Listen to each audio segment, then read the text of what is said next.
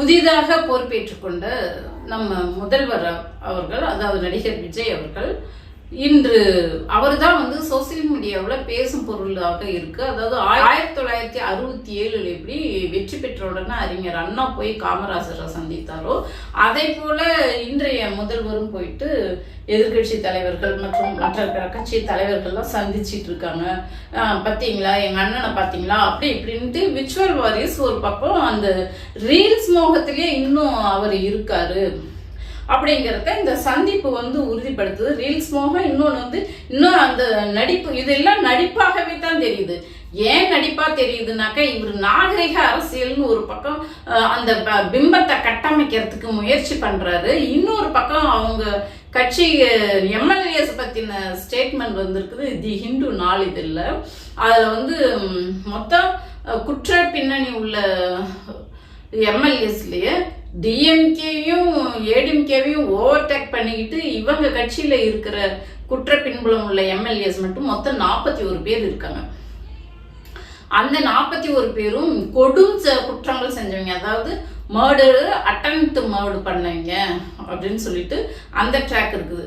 ஒரு பக்கம் நம்ம சபாநாயகராக புதுசா பொறுப்பேற்றுக்கிட்ட கவர்னருக்கு ஒரு பெட்டிஷன் போயிருக்கு. அது என்னன்னா, மேற்கு தொகுதி எம்எல்ஏவாக இருக்கக்கூடிய தேர்ந்தெடுக்கப்பட்ட இவர் லட்சுமணன் அவர் இன்ஸ்பெக்டரா இருக்கும்போது பள்ளப்பட்டி ஸ்டேஷன்ல கட்ட பஞ்சாயத்து பண்ணி 50,000 ரூபாய் லஞ்சம் வாங்கி அதன் மூலமாக கையும் கழுமா மாட்டிக்கிட்டு அவர் சஸ்பெண்ட் செய்யப்பட்டாரு. இவர் கோர்ட்டால தண்டிக்கப்பட்டவர்.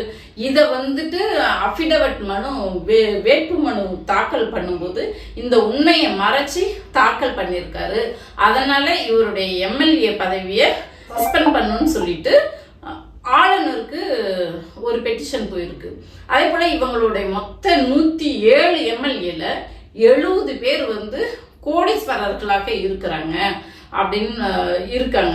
அப்போ இவங்க மொத்தமா குற்ற பின்னணியை கொண்டவங்களாவே இருக்கும்போது இவரால் எப்படி நேர்மையான அரசியல் செய்ய முடியும், எப்படி நாகரிக அரசியல் செய்ய முடியும்?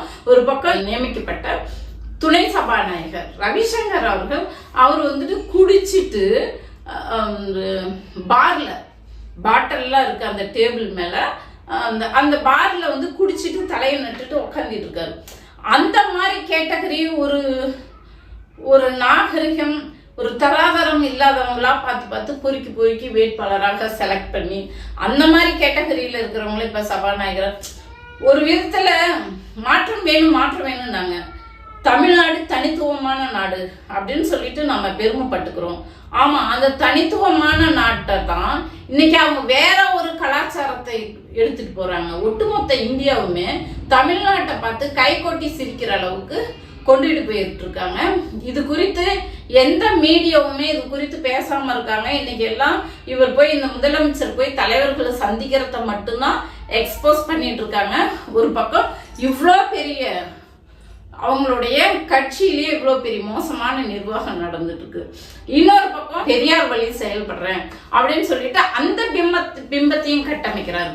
முதல்ல வெற்றி பெற்ற முதலமைச்சராக பொறுப்பேற்று கொண்ட உடனே பெரியார் திடலுக்கு அவருக்கு போய் மரியாதை போட்டாரு. ஆசிரியர் ஐயாவை சந்திச்சோன்னா பெரியாரிஸ்டுங்கெல்லாம் பெருமைப்பட்டாங்க. பரவாயில்லையே, அவர் முதல்ல ஆசிரியர் தான் பார்த்தாரு அப்படின்னு சொல்லிட்டு பெரியாரிஸ்டுங்கெல்லாம் பெருமைப்பட்டாரு.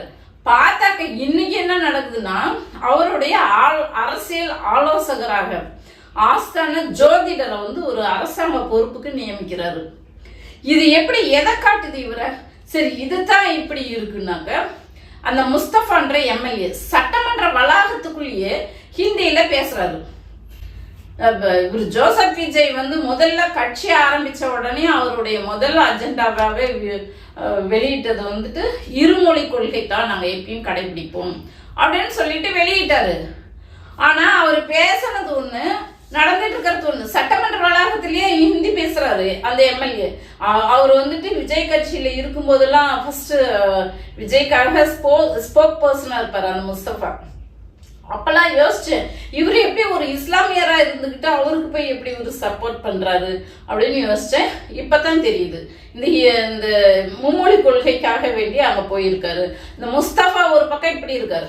அந்த பொண்ணு சிவகாசி தொகுதி எம்எல்ஏ. அந்த பொண்ணு அமைச்சராக பதவி ஏற்கும் போது ஹிந்தியில பதவி ஏத்துக்குச்சு. मुस्तफा பேசுறத அந்த வீடியோ பாருங்க. सर असेंबली तो बहुत अच्छा चला, क्या बोलना, असेंबली ये आके Tamil Nadu government honourable chief minister का सरकार बनवाए पीछे, और जनता के लिए क्या प्रोडिक्ट करना है. देखो टास्क मार्क 717 टास्क मार्क बंद हुआ है, टेम्पल के बगल में, चर्च के बगल में, मास्क के बगल में. இந்த பொண்ணு எம்எல்ஏவா பதவி ஏற்கும் போதே ஹிந்தியில பேசி இப்போ இவங்கள என்னத்த உணர்த்துறாங்க, நம்ம ஏன் பிஜேபி இங்க வந்து காலுன்ற கூடாதுன்னு நம்ம ஏன் தடுத்தோம். அப்போ இவங்க என்ன சொல்றாங்க, நீங்க என்ன தடுக்கிறது, நாங்களே அதை செயல்படுத்துறோம் அப்படின்னு சொல்லிட்டு இப்ப வந்துட்டு முழுக்க இந்த மண்ணுக்கு பொருந்தாத இந்த இருமொழி கொள்கையை ரொம்ப ஈஸியா ஒன்றிய அரசாங்கம் வந்து திணிக்கணும்னு அவசியம் இல்லை, நாங்களே அதை வந்து நார்மலைஸ் பண்ணிடுவோம். விஜய் அறிவிச்சார் இல்ல மேடையில, நாங்க எப்ப இருமொழி கொள்கையை தான் ஃபாலோ பண்ணுவோன்னு. இன்னைக்கு வந்துட்டு அவருக்கு தெரியாம ஃபர்ஸ்ட் எம்எல்ஏவா அறிவிச்சு வெற்றி பெற்ற உடனே அந்த பொண்ணு கீர்த்தனாவும் முஸ்தபாவும் ஹிந்தியில தான் பேட்டி கொடுத்தாங்க. முதலமைச்சராக இருக்கக்கூடிய விஜய்க்கு தெரியாம போயிருமா? ஏன் அவர் இது வரைக்கும் கண்டிக்கல, ஏன் கேட்கல, ஒரு அறிக்கையாவது விட்டாரா, யாரும் ஹிந்தியில பேசக்கூடாது தமிழ்ல பேசுங்க அப்படின்னு சொல்லிட்டு. சரி, அமைச்சராக பதவி ஏற்றுக்கும் போது அங்கேதான் முதலமைச்சராக பதவி ஏற்றுக்கிட்டவரும் விஜயும் இருக்காரு. இந்த பொண்ணு அங்கேதான் ஹிந்தியில பேசுது. அப்ப கூட எல்லாம் வேடிக்கை தானே பார்த்தாங்க. தமிழ் 3வது இடத்துக்கு போகும்போது எல்லாம் வேடிக்கை தானே பார்த்துட்டு இருந்தாங்க. எல்லாம் அவங்க அனுமதியோட தானே நடந்துட்டு இருக்கு. இவங்க என்னத்தை தான் வலியுறுத்துறாங்க, மக்களுக்கு என்னத்தை தான் சொல்றாங்க, ஒன்னும் புரியல. சட்டம் தமிழ்நாடே அப்படியே தலைகீழா புரட்டி போட்ட மாதிரி இருக்கு. இததான் நம்ம மக்கள் எதிர்பார்த்தாங்களா? நம்ம மொழி இப்ப வந்துட்டு கீர்த்தனா எனக்கு ஹிந்தி தெரியும்ட்டு ஹிந்தி பேசுறாங்க, தெலுங்கு தெரியும்ட்டு தெலுங்குல பேசுறாங்க, மலையாளம் தெரியும்ட்டு இப்ப சட்டமன்றத்துல அவங்களுக்கு தெரிஞ்ச மொழியில அவங்கவுங்க பேசுறாங்க. அப்ப எப்படி தமிழ் எப்படி நீடிக்கும்? அது தமிழ்நாடா இருக்குமா? எல்லாரும் அவங்க அது தமிழ் இது வந்து தமிழர்களுக்கான அடையாளமா இருக்குமா? இவர் என்ன மொழியை அழிக்கிறதுக்கு தான் அரசியலுக்கு வந்தாரா? நான் எனக்கு என் மக்களுக்கு நல்லது செய்யணும் அப்படின்னாரு. என்ன வாழ வச்ச மக்களுக்கு நான் நல்லது செய்யணும் அப்படின்னாரு. தமிழர்களுடைய உழைப்பை சுரண்டி அதன் மூலமா நீங்க வாழ்ந்துட்டு கோடீஸ்வரனா வந்துட்டு நம்பர் 1 நடிகர் ஆயிட்டு, இப்ப நம்பர் 1 நடிகரானு உங்களுக்கு முதலமைச்சராகணுன்ற அந்த பதவி ஆசையில கட்சி ஆரம்பிச்சுட்டு, சரி நீங்க வரீங்க நல்லது செய்வீங்கன்னு நம்பி இந்த மக்கள் ஓட்டு போட்டாங்க, ஜெயிச்சு வந்தீங்க. ஜெயிச்சு வந்து முதல்ல இவர் கையை வைக்கிறது மொழியில தான். இதுதான் தமிழர்களுக்கு செய்யற உதவியா? தமிழரோட பணத்தை வாங்கினீங்க, உழைப்ப வாங்கினீங்க. இப்ப அந்த தமிழர்களுக்கு நீங்க செலுத்தக்கூடிய நன்றி இதுதானா? இன்னைக்கு வந்துட்டு நீட்டுல முறைகேடு நடந்துருச்சுன்ட்டு ஏற்கனவே நடந்த எக்ஸாம ரத்து பண்ணிட்டாங்க. அது குறித்து இன்னைக்கு கேள்வி கேட்க ஆள் இல்ல. எங்க தலைவர் திமுக தலைவர் தான் இன்னைக்கு வந்து அறிக்கை விட்டுருக்காரு. இவர் வந்து தலைவர்களை சந்திச்சுக்கிட்டு போட்டோ எடுத்துக்கிட்டு ரீல்ஸ் போட்டுக்கிட்டு சுத்துறாரு. எங்க தலைவர் தான் இன்னைக்கு அதை கண்டிச்சு அறிக்கை விட்டுருக்காரு. பதவி ஏற்கும் போது தமிழ் 3ஆம் இடம் போனதுக்கு, தமிழ் தாய் வாழ்த்து 3ஆம் இடம் போனதுக்கும் முதல்ல எங்க தலைவர் தான் கண்டனம் தெரிவிச்சாரு. அதுக்கப்புறமா தான் அவங்க வந்து இனிமே அந்த மாதிரி செய்ய மாட்டோம்னு சொன்னாங்க. இன்னைக்கு எங்க முதல்வர் வந்து அப்படி நீங்க செஞ்சாலும் நாங்க செய்ய சொல்லி விடமாட்டோம்னு தீர்க்கமா உறுதியான முடிவு, மாநில உரிமைக்காக நாங்க குரல் கொடுப்போம், தமிழ் தான் எப்போதும் ஒழிக்கணும் அப்படின்னு சொல்லிட்டு எங்க துணை எதிர்கட்சி தலைவர் சொல்லிட்டாரு. இவர் இப்ப என்னத்தை தான் வலியுறுத்துறாரு? ஒரு பக்கம் பெரியார பார்க்க போறாரு, இன்னொரு பக்கம் ஜோசியரை கூட்டிட்டு சுத்துறாரு. ஜோசியர் ஆஸ்தான அரசு உதவியாளரும், அரசியல் உதவியாளர் ஜோசியர். அப்ப பெரியார எதுக்கு வந்து பார்க்க வந்தீங்க? நீங்க ஜோசியரை கூட கூட்டிட்டு சுத்துறதுக்கு பெரியார எதுக்கு வந்து பாக்குறீங்க? இந்த மக்களுக்கு நீங்க என்னத்தான் சொல்ல வரீங்க? முடியல இவர் பண்ற அரசியல். இவர் என்னைக்கு கட்சி ஆரம்பிச்சாரோ ஆரம்பிச்ச நாள்ல இருந்து இவரை பத்தி மட்டுமே தான் நம்ம பேசணும்.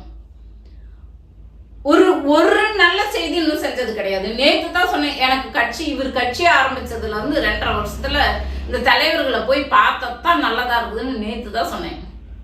அதையும் டிராமா போட்டுட்டு திரிகிறாரு. இந்த நாகரிக அரசியல் சரி இது பண்ணிட்டா போதுமா? உங்க எம்எல்ஏஸ் நல்லவங்களா இருக்கும். இவன் இப்படியே மற்ற குற்ற பின்னணியை உள்ளவங்களை வச்சுக்கிட்டு நீங்க எப்படி நேர்மையான அரசு ஆட்சி செய்ய முடியும்? எப்படி நீங்க நாங்க தூய சக்தின்னு நீங்க சொல்லிக்கிறீங்க? எல்லா வேட்பாளர்களும் அக்யூஸ்டா இருக்கிறாங்க, குற்றவாளிகளா இருக்காங்க. எப்படி நீங்க தூய சக்தின்னு சொல்லிக்கிறீங்க? சட்ட ஒழுங்கு பிரச்சனை ஒரு பக்கம்.